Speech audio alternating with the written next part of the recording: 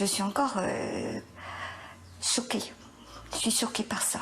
Qu'est-ce qui vous choque? Qu'on ait osé nous demander de piquer nos patients pour les faire partir plus vite pour que... C'est insupportable. C'est un sentiment d'horreur. Le 29 mars, par décret, le gouvernement autorise l'usage de médicaments de soins palliatifs.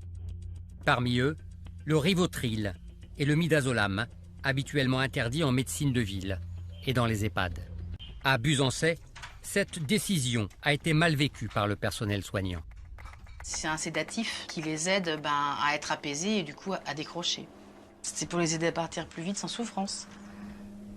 Quand on a reçu ces directives, ça nous a choqués de se dire que là, on ne donnait aucune chance aux personnes âgées de s'en sortir. Voilà, ça c'était notre colère. Quand une personne âgée n'est pas hospitalisée et qu'ensuite ce qu'on lui propose c'est une sédation dès l'instant qu'elle va présenter une détresse respiratoire, ma première réaction ça a été on nous demande de faire une euthanasie passive auprès de nos résidents. Ici, 2 résidents en fin de vie ont reçu des injections de Midazolam.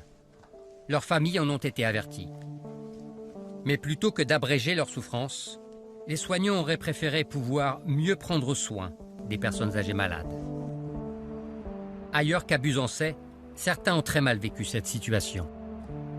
Comme cette médecin d'EHPAD public. En fait, c'était des injonctions paradoxales. C'était...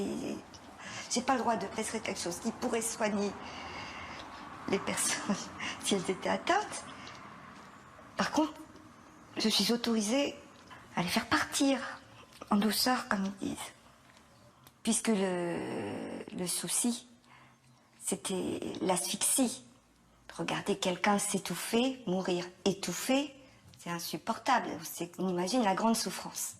On a abrégé les souffrances des gens, donc j'appelle ça euthanasie.